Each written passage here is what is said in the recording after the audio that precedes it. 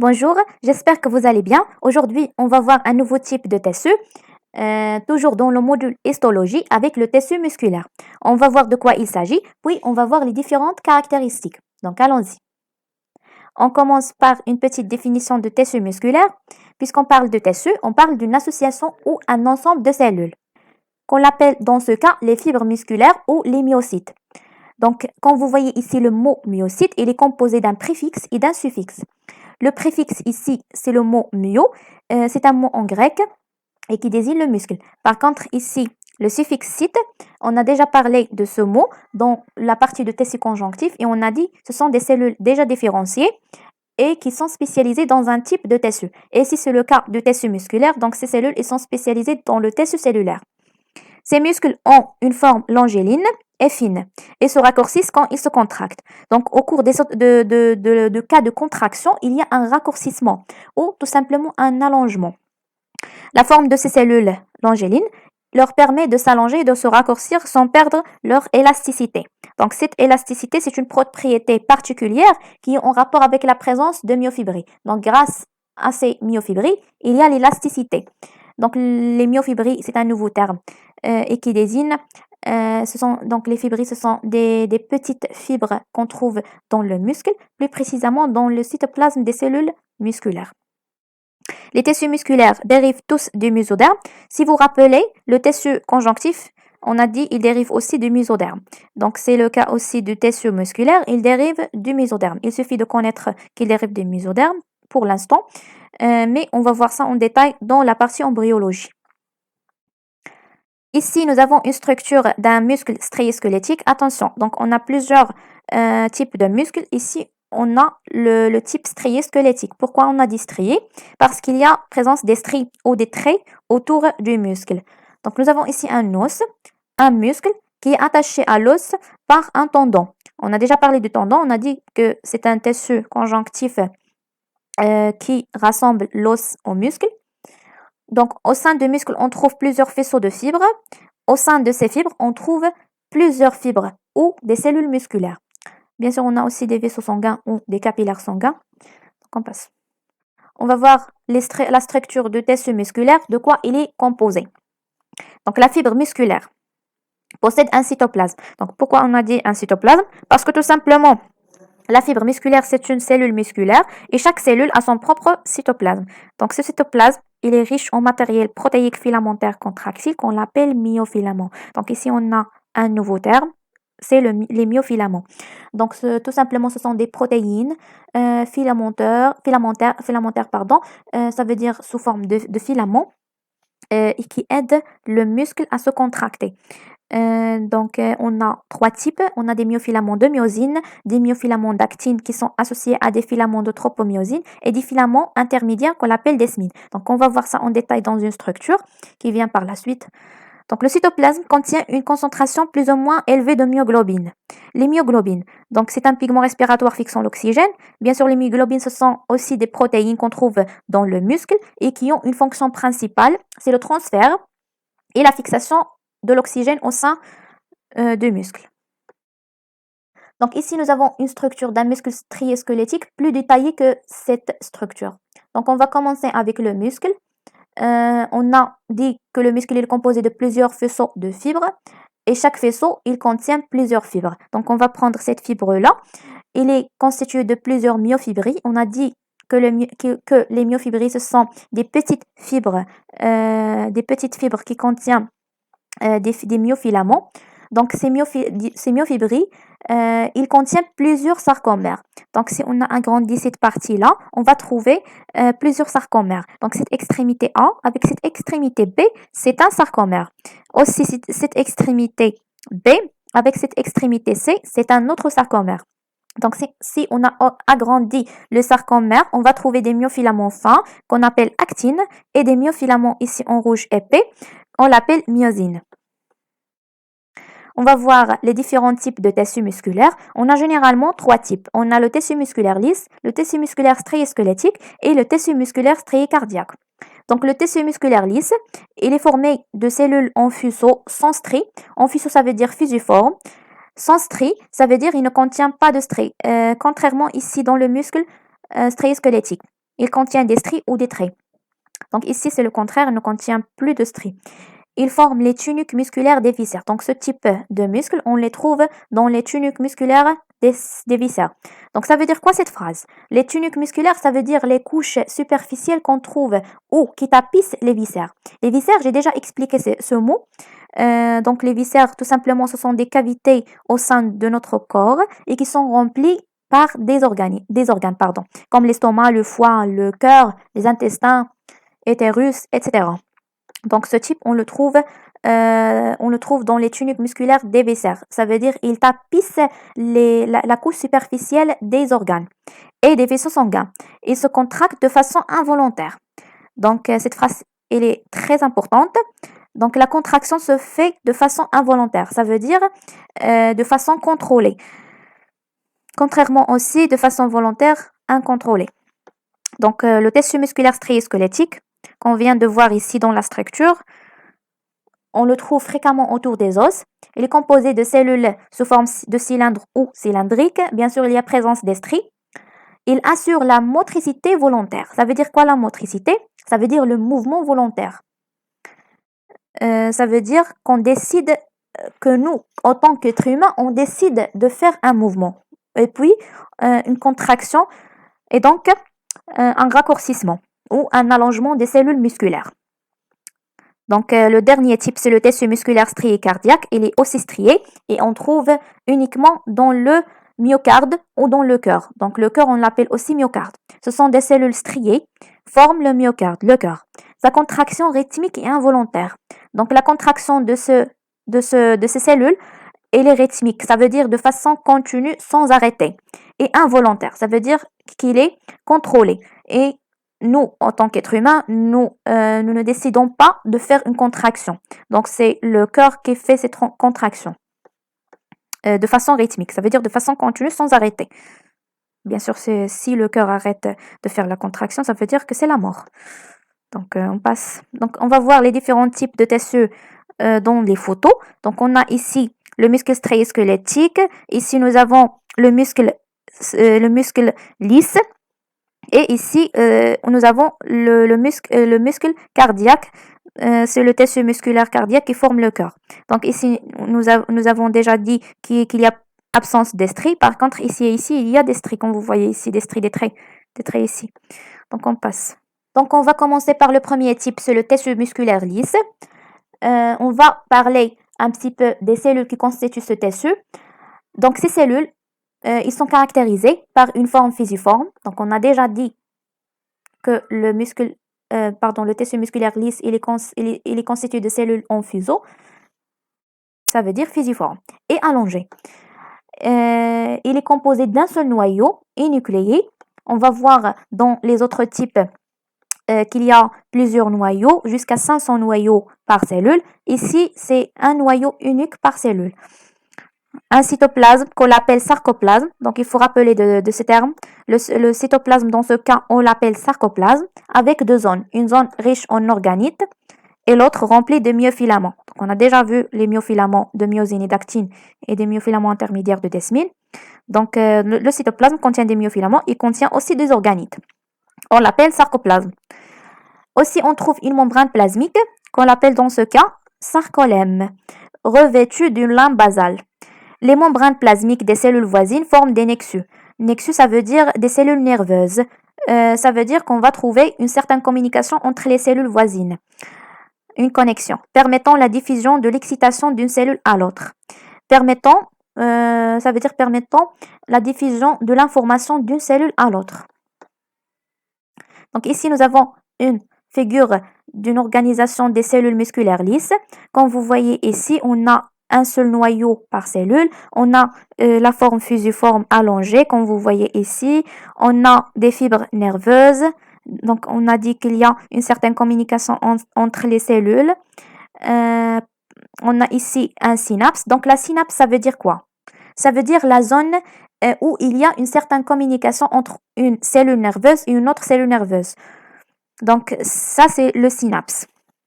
Bien sûr, le noyau, la basale, les fibres musculaires Et aussi, on a la jonction gap. Si vous vous rappelez, dans l'épithélium, on a parlé de cette jonction. On l'appelle ossum macula.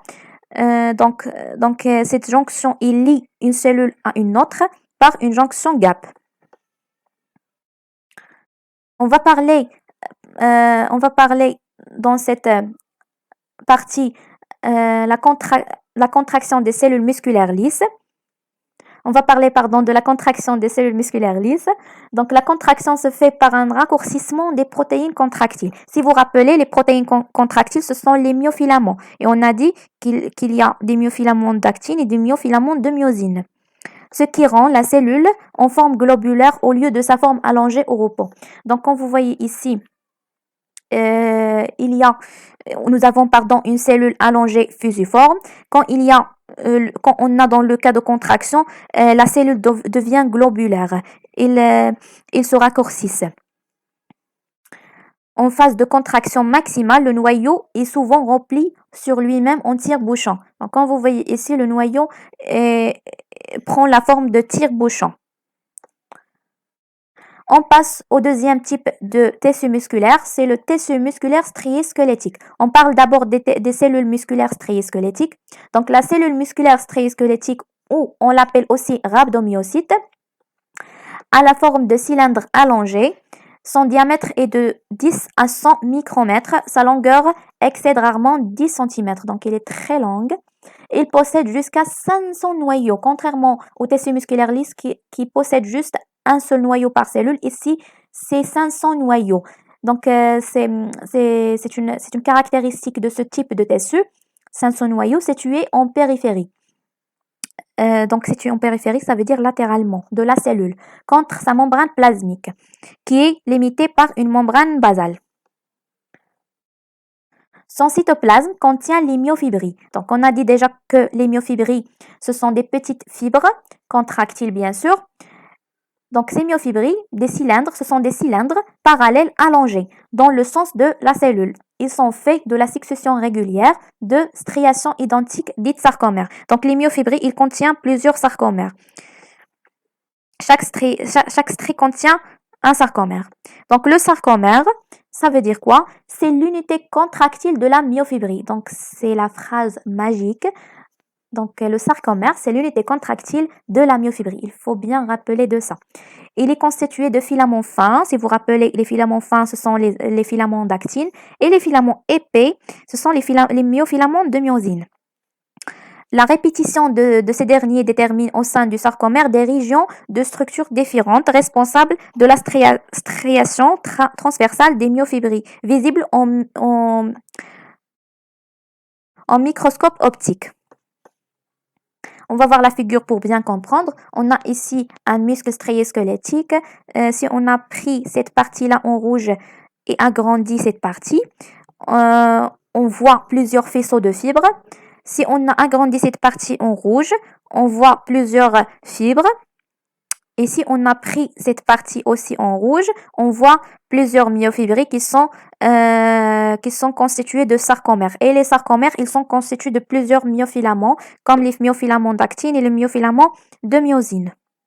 Donc, c'est l'organisation des cellules musculaires striées squelettiques. Il faut rappeler de cet enchaînement de composition de ces cellules. On a premièrement le muscle, puis on a les faisceaux de fibres, puis on a les fibres ou les rhabdomyocytes.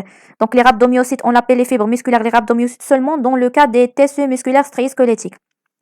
On trouve par la suite des myofibrilles. À l'intérieur des myofibrilles, on trouve des sarcomères. Et à l'intérieur des sarcomères, on trouve des myofilaments d'actine et de myosine. Donc, cette illustration ou cette ultrastructure est plus détaillée du sarcomère. Donc, ça, c'est un sarcomère. Donc, on commence. Donc, cette partie-là, cette extrémité de la bande ici sombre et l'autre extrémité, on l'appelle bande A ou bande sombre. Donc, c'est le myofilament de myosine. Si vous vous rappelez, les myofilaments de myosine, ils sont épais que les myofilaments d'actine ici, qui sont plus fins, ou la plus fine. Donc, ici, entre les extrémités de chaque bande, de cette bande et de cette bande, on l'appelle bande claire. Donc, ici, on a comme une lumière blanche qu'on appelle bande claire. Ici, on a bande sombre. Donc ici, on a des stries Z. Bien sûr, c'est le myofilament d'actine, c'est le myofilament de myosine. Et ici, c'est la bande H. Cette ouverture-là, comme vous voyez ici, on l'appelle bande H. On va parler par la suite de la contraction des cellules musculaires striées-squelettiques. Donc, comment se fait la contraction de ces cellules? La contraction de muscles, c'est-à-dire le raccourcissement des fibres musculaires, résulte du glissement actif des myofilaments épais de myosine entre les myofilaments fins d'actine. Ça veut dire quoi? Ça veut dire quand vous voyez ici dans la figure et dans le cas de contraction, donc ici nous avons une bande en rouge, c'est les myofilaments de myosine, et ici nous avons les myofilaments d'actine. Donc quand vous voyez ici, il y a une certaine disparition plus ou moins de la bande H. En cas de contraction, bien sûr. Donc on a dit il y a glissement des myofilaments de myosine au sein des myofilaments d'actine. Donc on continue. Et donc le raccourcissement de la myofibrie.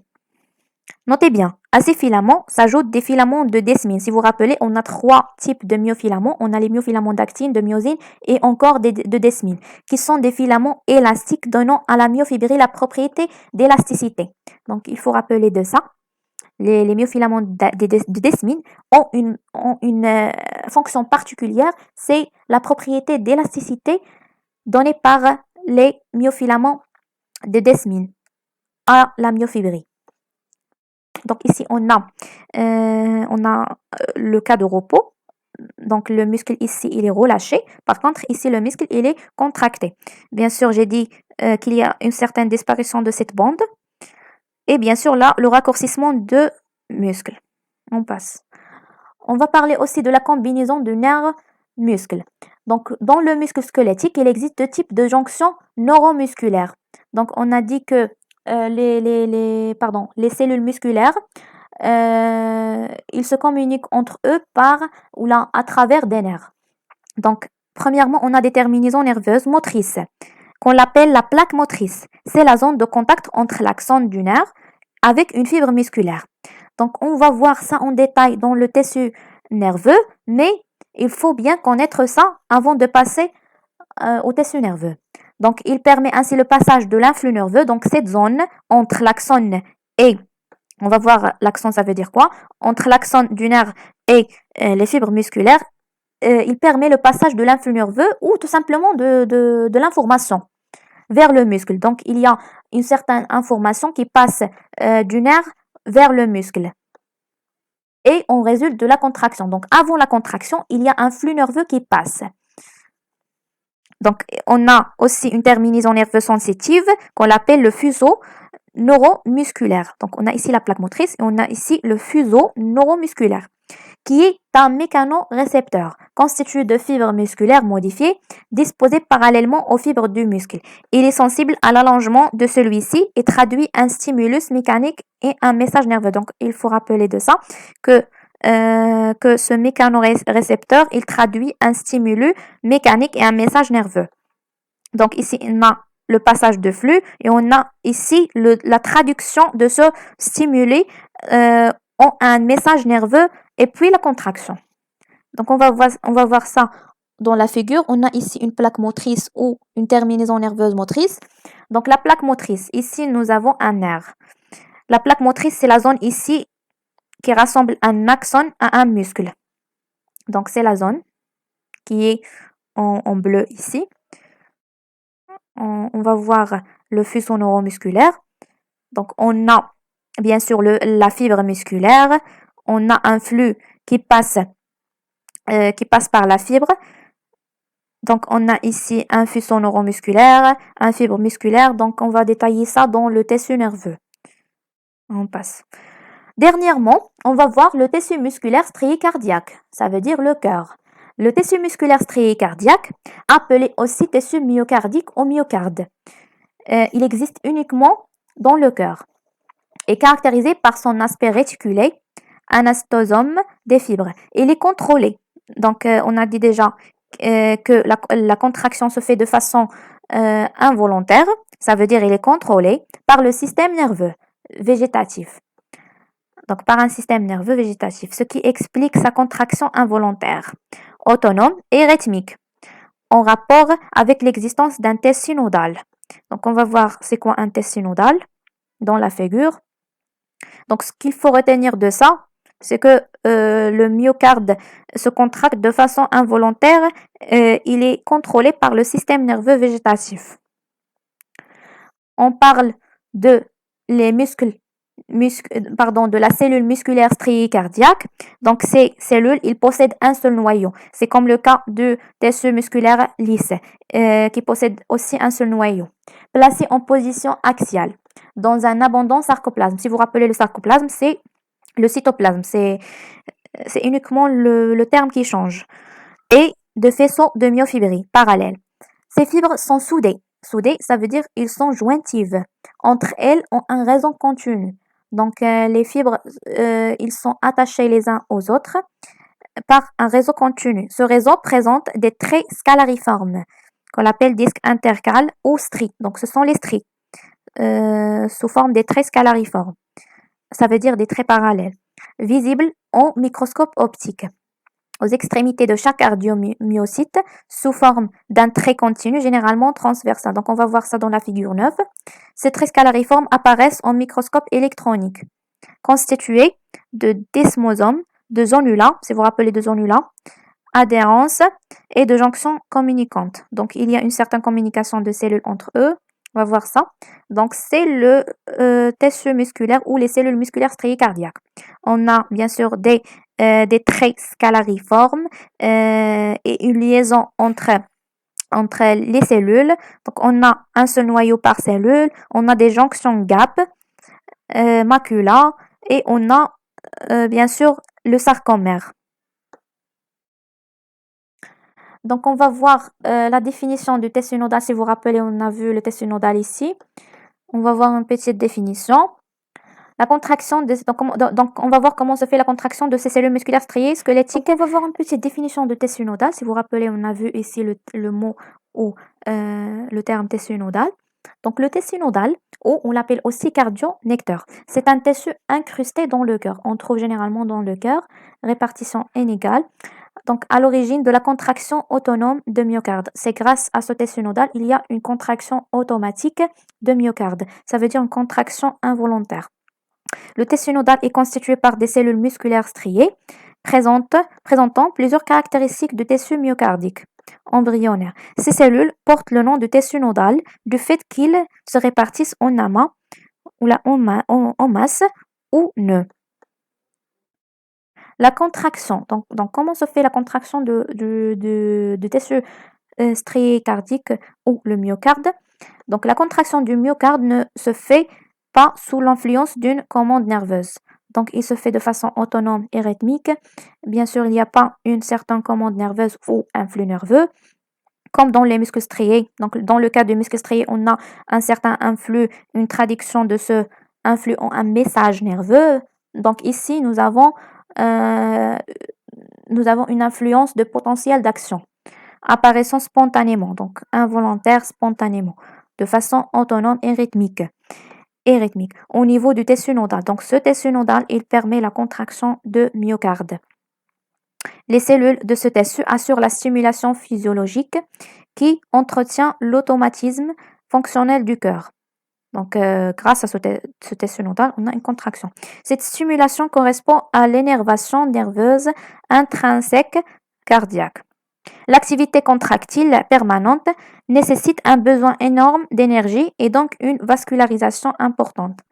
Bien sûr, on a le cœur qui bombe le sang, donc on a une vascularisation pour l'activité contractile. Pour qu'il y ait une contraction, on a besoin de la vascularisation, tout simplement du sang. Donc, c'est la fin, on s'arrête là. J'espère que ça vous appréciez. On se retrouve dans une nouvelle vidéo avec le dernier type de test, c'est le test nerveux. Donc, à bientôt. Au revoir.